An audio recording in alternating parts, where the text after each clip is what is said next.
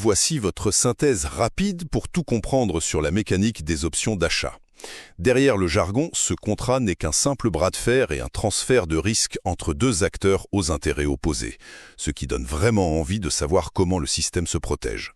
Premièrement, l'acheteur de l'option en long call paie tout de suite une prime pour obtenir le droit et pas l'obligation d'acheter un actif à un prix gelé dans le futur, exactement comme si vous réserviez le prix d'une maison.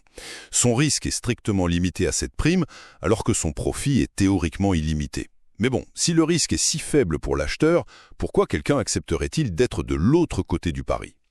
Deuxièmement, c'est là qu'intervient le vendeur, le short call, qui crée une véritable obligation et agit comme une compagnie d'assurance. Il encasse la prime cash tout de suite, mais devient légalement obligé de vendre l'actif si l'acheteur le réclame. Alors oui, il obtient de l'argent comptant immédiatement, mais il s'expose à un risque énorme si le marché se retourne contre lui. Enfin, troisièmement, on trouve l'exigence de garantie ou collatéral. Vu cette obligation stricte, le vendeur ne peut pas juste empocher la prime et espérer que tout aille bien. Il doit absolument bloquer une garantie financière pour prouver qu'il a les reins solides si les prix explosent soudainement.